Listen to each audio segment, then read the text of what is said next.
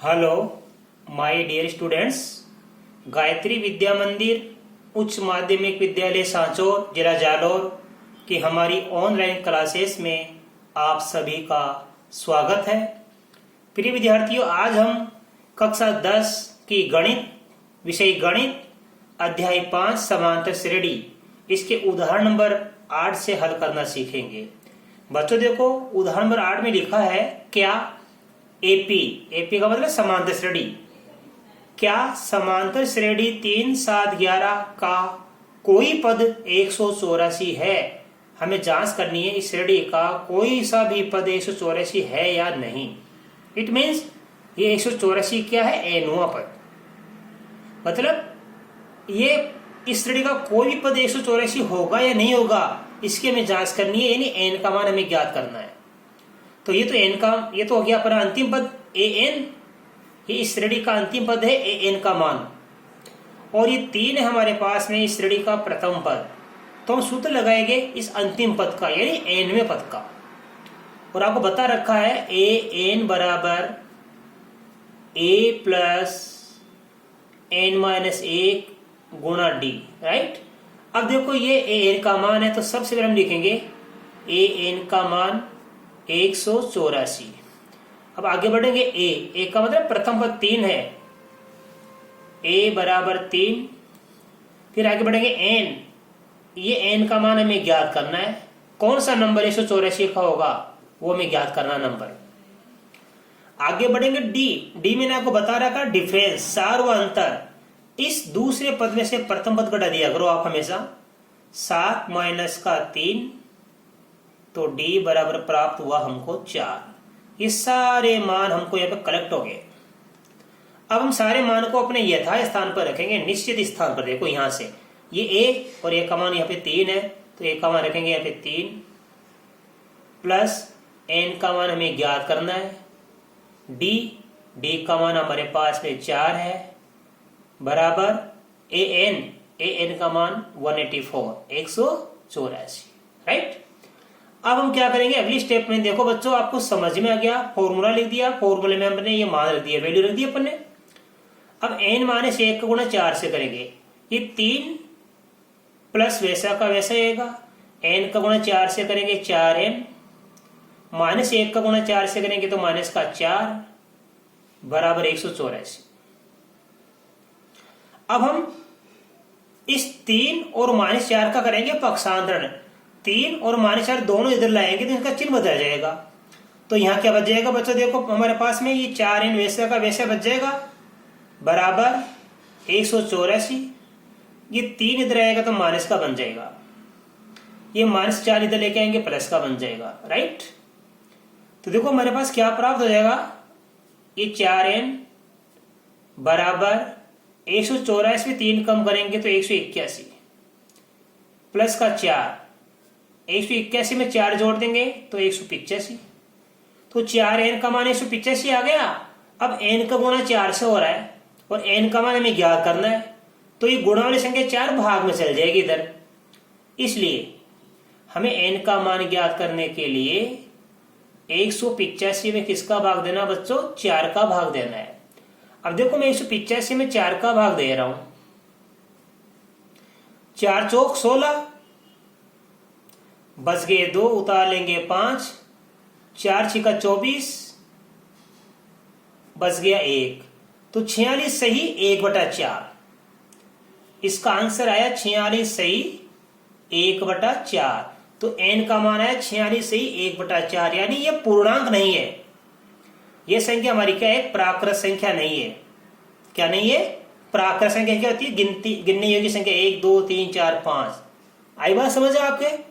तो यहां पे क्या, चूंकि n का मान एक प्राकृत संख्या नहीं है तो हमको लिखना पड़ेगा, चूंकि n का मान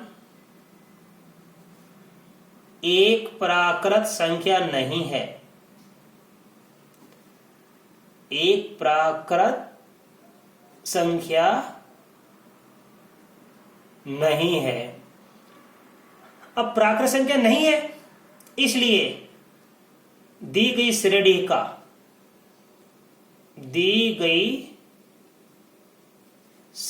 का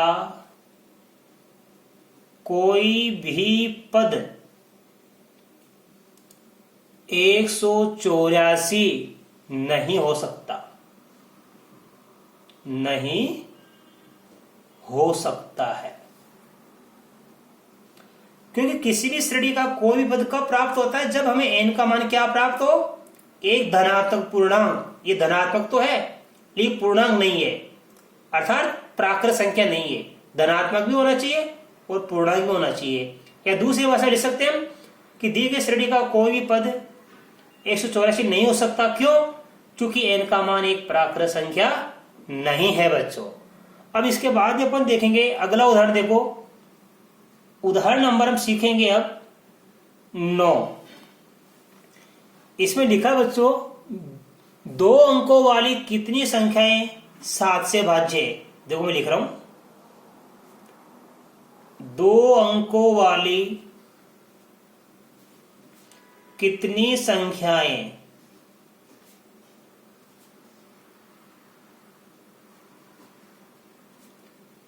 7 से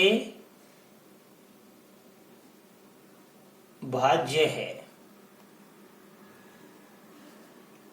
अब देखो इसका मतलब है कि 2 अंकों की संख्या वाली कितनी संख्या ऐसी है जिसमें 7 का भाग पूरा पूरा आ जाता है, यानी तो 7 से भाज्य है। तो आपको पता है बच्चों 2 अंकों की संख्या कहां शुरू होती है, 10 से, और 2 अंकों की संख्या कहां पे खत्म होती है, 99 पे। तो 10 से लेकर 99 तक की ऐसी संख्याएं हमको ढूंढनी है जिसमें 7 का भाग जाता है। यानी 10 से लेकर 99 तक ऐसी कितनी संख्याएं हैं 2 अंकों की जो 7 से भाज्य है। अब देखो 2 अंकों की सबसे छोटी संख्या 10 होती है। कितनी होती है, 10। 10 में 7 का भाग जाता नहीं है। 7 एक का 7, 7 दूनी 14, राइट।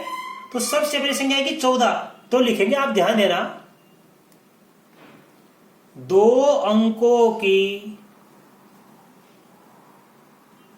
7 से भाज्य संख्याएं, मतलब 7 का भाग किसकी जाता है, 2 अंकों की संख्याएं। 2 अंकों की 7 से भाज्य संख्याएं निम्नलिखित है। निम्न सबसे बड़ी क्या है कि 14, फिर 7 जोड़ देंगे 21, क्योंकि 7 से भाज्य 7 से जोड़ेंगे 21 के बाद 28, ऐसे हम चलाते जाएंगे। अंतिम संख्या 99 है। 99 में 7 का भाग जाता नहीं है। तो 2 अंकों की सबसे छोटी संख्या कौन सी है, 14, जिसमें 7 का भाग जाता है।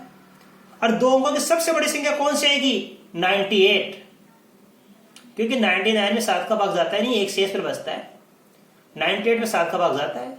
तो 2 अंकों की 7 से भाज्य संख्या निम्नलिखित है, 14, 21, 28.98। अब ये हमारी एक समांतर श्रेणी बन गई बच्चों, ठीक है। ये इसका प्रथम पद 14 है और अंतिम पद कितना, 98। तो ऐसी कितनी संख्याएं हैं 2 अंकों की जो 7 से भाज्य है। मतलब पहले वाला जो सवाल था हमारा, उसी प्रकार हम n का मान ज्ञात करेंगे अब, राइट। तो सबसे पहले फॉर्मूला लगा दो nवां पद का। तो देखो मैं यह सूत्र लगा रहा हूं nवें पद का, an बराबर a प्लस n-1 गुणा d। अब देखो ये हमारा क्या अंतिम पद है, ये an, तो यहां लिखेंगे an का मान 98, फिर a का मान है प्रथम पद 14 और d का मान हमें ज्ञात करना है। d का मान ज्ञात करना है, d का मान दिया हमारे पास 7, ये सारा अंतर 7, और n का मान हमें ज्ञात करना है। ठीक है, हमारे पास ये 4 मान कलेक्ट हो गए। अब देखो यहाँ पे 4 मान हमको प्राप्त हो गए जो दिए हुए हैं, इसमें से n का मान हमें ज्ञात करना है। इन मान को अपन सूत्र में प्रतिस्थापित करेंगे, अपनी जगह रखेंगे। a का मान 14 है प्लस n का मान ज्ञात करना है, d का मान 7 है बराबर an, यानी अंतिम पद कितना है, 98। अब देखो 14 का 14, n माइनस 1 का गुणा करेंगे 7 से, 7 को n से गुणा करेंगे 7n, माइनस 1 का गुणा 7 से करेंगे तो माइनस का 7 बराबर 98। अब 14 का और माइनस 7 का कर देंगे पक्षांतरण, तो लिखेंगे अपन 7n लिखेंगे, इसलिए 7n बराबर ये 98 माइनस का 14 प्लस का 7 ये 14 प्लस का था, इधर आने पर माइनस का बन गया। ये -7 इधर आने प्लस का बन गया। तो लिखेंगे 7n बराबर 98, 14 कम कर देंगे अपन, 8 से 4 गया 4, 9 से 1 गया तो 8, प्लस का 7, 84 में 7 जोड़ देंगे बच्चों, ये 91 बन जाएगा। तो 7n का मान कितना गया? 91। अब n का मान ज्ञात करने 7 का भाग देंगे अपन, इसलिए n का मान ज्ञात करने के लिए 91 में 7 का भाग देंगे। तो भाग देके देखना, 7 एकम 7 बच गया 2 और 1 21, 7 या 21, तो n का मान गया 13। इसका मतलब क्या है कि 2 अंकों की 13 संख्याएं ऐसी है जो 7 से भाज्य है। तो आपको आंसर पूरा लिखना पड़ेगा, इसलिए 2 अंकों की 13 संख्याएं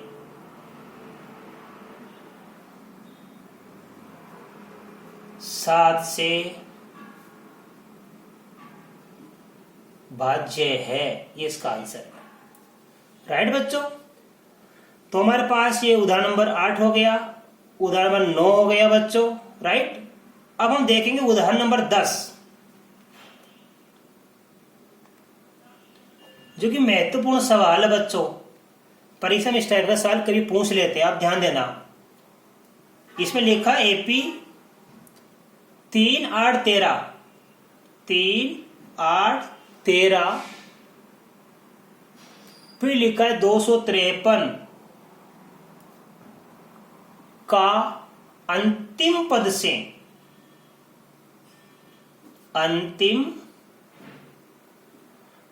से 20वां पद ज्ञात कीजिए। यानी पीछे से 20वां पद ज्ञात कीजिए। राइट, अब देखो कैसे हल करेंगे।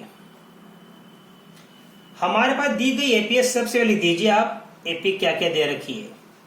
3 8 13 और अंतिम पद दिया हुआ हमारे पास में यहाँ पे 253।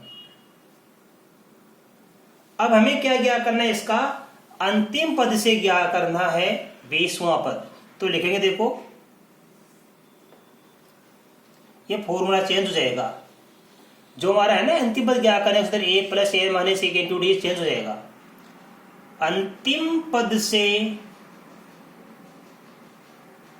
nवां पद बराबर सूत्र क्या लिखेंगे? देखो यहाँ पे जो ये n है, ये तो क्या प्रथम पद की शुरुआत से ज्ञात करने के लिए, ये शुरुआत से ज्ञात करने का अंतिम पद हमें क्या ज्ञात करना? अंतिम पद से nवां पद ज्ञात करना है। तो इस a की जगह क्या रख देंगे अपन? l रख देंगे बच्चों। बस इस a की जगह क्या रख देंगे? l, और प्लस की जगह रख देंगे माइनस। बस एक का मतलब प्रथम पद, क्योंकि हम प्रथम पद से शुरुआत से ज्ञात कर रहे हैं nवां पद, तो ये a लिखेंगे।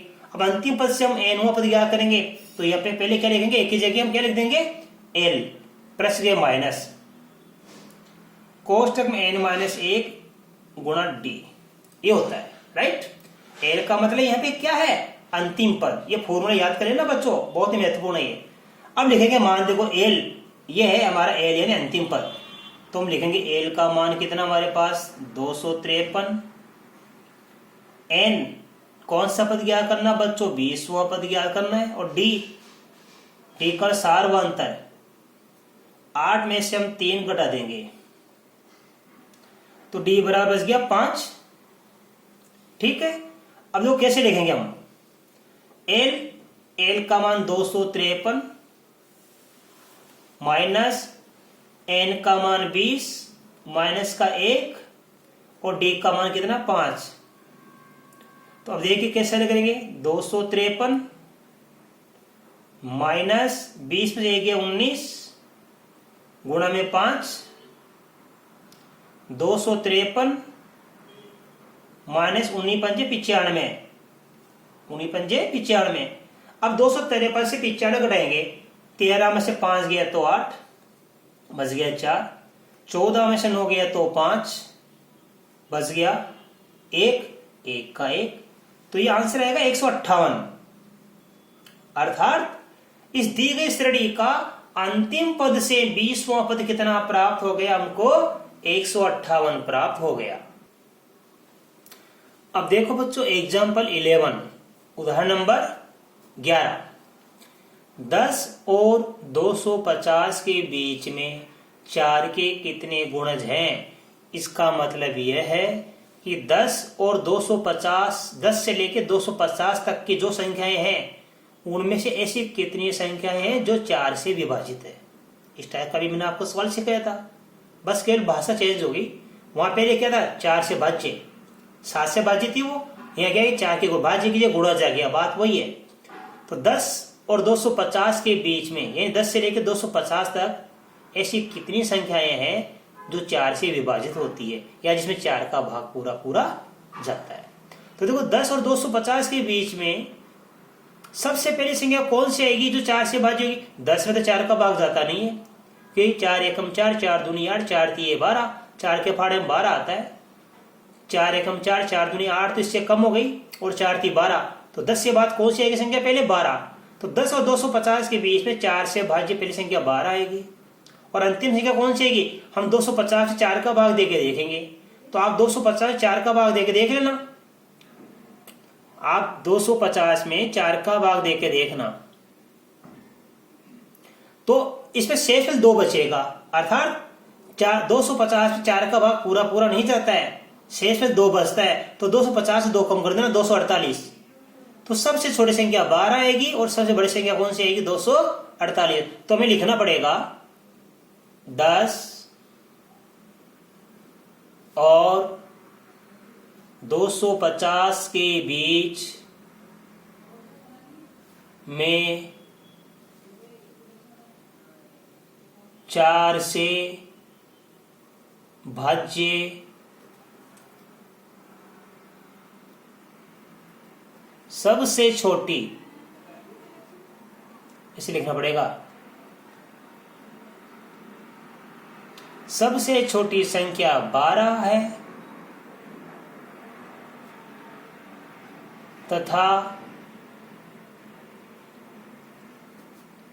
सबसे बड़ी भाज्य संख्या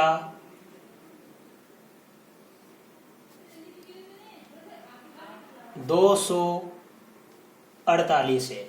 अब आपके समझ में आ गया कि 10 और 250 के बीच में 4 के कितने गुणज है। इसका मतलब है कि 10 से लेकर 250 तक वो संख्याएं छांटनी है जिसमें 4 का भाग पूरा पूरा जाता है। वो कितनी ऐसी संख्याएं हैं जो 4 से भाज्य होती है। तो 10 और 250 के बीच में 4 से भाज्य सबसे छोटी संख्या 12 है तथा सबसे बड़ी भाज्य संख्या कौन सी? 248। तो इससे एक श्रेणी बन जाएगी बच्चों, देखो, इसलिए हमारे पास एक एपी प्राप्त हो जाएगी। देखो सबसे छोटी संख्या कौन सी है? 12, ये 4 का भाग जाता है। 12 में 4 जोड़ेंगे तो 16, 16 में 4 जोड़ेंगे तो 20। ऐसे हमारी एक श्रेणी बन गई है। और अंतिम संख्या कौन सी जाएगी? 248। ये हमारी श्रेणी बन गई जिसका प्रथम पद 12 हुआ और अंतिम पद 248 हुआ। तो ये तो किसका मान है? ए का, प्रथम पद ए, और ये हमारा एनवा पद मतलब अंतिम पद जिसको बोलते हैं ए एन, इसका मान 248 है। और डी का मान कितना है? 4 है। और एन का मान हमें क्या करना, नंबर से हमें क्या करना है कि 10 से लेकर 250 के बीच में ऐसी कितनी संख्याएं हैं जो 4 से भाज्य है, यानी एन का मान हमें ज्ञात करना है। तो अब सूत्र लगाएंगे बच्चों। सबसे पहले ए एन बराबर ए प्लस एन माइनस ए गुणा डी। अब हम लिखेंगे यहाँ पे ए एन का मान कितना है? 248। आगे बढ़ जाइए, ए का मान कितना है? 12। फिर एन नंबर से हमें ज्ञात करने, कितने नंबर से? एन का मान ज्ञात करना, और डी एन डिफरेंस। सार अंतर यही है, 4 से भाज्य 4, 7 से भाज्य 7, 8 से भाज्य तो 8। ठीक है, ये हमारा सार्वंतर है। अब हम सूत्र में मान लिखेंगे यथास्थान, अपने निश्चित स्थान में रखेंगे। सबसे पहले ए का मान 12, तो ए की जगह रखिए 12। कोष्टक में एन का मान हमें ज्ञात करना है, एन माने से एक वैसा का वैसा। डी का मान हमारे को है पास में 4 बराबर 248। ये ए एन का मान 248, राइट। अब देखो बच्चों कैसे हल करेंगे। 12 का 12 प्लस n-1 का गुणा 4 से करेंगे तो 4 को n से गुणा किया 4n -1 का गुणा 4 से करेंगे माइनस का 4 बराबर में 248। राइट, अच्छी तरह आपको समझा रहा हूं, अच्छी तरह याद करना बच्चों। अब देखो ये 12 का -4 का हो जाएगा पक्षांतरण, तो यहां क्या बच जाएगा 4n बराबर में 248 माइनस के 12 और -4 देखो 12 प्लस का था माइनस का बन गया, इधर आने पर -4 इधर आएगा प्लस का बन जाएगा। अब देखो ये 4n वैसा का वैसा 248 से 12 कम करेंगे 8 से 2 गया 6 4 से गया 3 236 प्लस का 4 236 में जोड़ देंगे 4 तो बन जाएगा 240। अब बच्चों हमें n का मान ज्ञात करना है तो n का गुणा 4 से हो रहा है 4 का हम भाग दे देंगे तो n बराबर आएगा 240 बटा में 4 से हम काट देंगे 240 को तो 4 छिक्के 24 शून्य के शून्य तो n बराबर कितना प्राप्त हुआ हमको 60 प्राप्त हो गया। इसका मतलब ये हुआ कि 10 और 250 के बीच में 60 ऐसी संख्याएं हैं जो 4 से विभाजित होती है बच्चों। ठीक है, तो देखो यहां पे लिखेंगे हम, इसलिए 10 और 250 के बीच 4 के गुणज 60 है, ये इसका बच्चों आएगा आंसर। तो बच्चों आज मैंने आपको ये 4 उदाहरण बताए, बड़े अच्छी तरीके से मैंने आपको समझाए। मैं आशा कर सकता हूं कि आज बताए गए चारों एग्जाम्पल आपको बड़े अच्छी तरीके से समझ में आएंगे। आप इनको अपनी नोटबुक में उतारना और इनका अभ्यास करना सवालों का। इसके बाद बच्चों में आगे की प्रश्नावली 5.2 करके वीडियो में सिखाऊंगा। तब तक के लिए आपको धन्यवाद।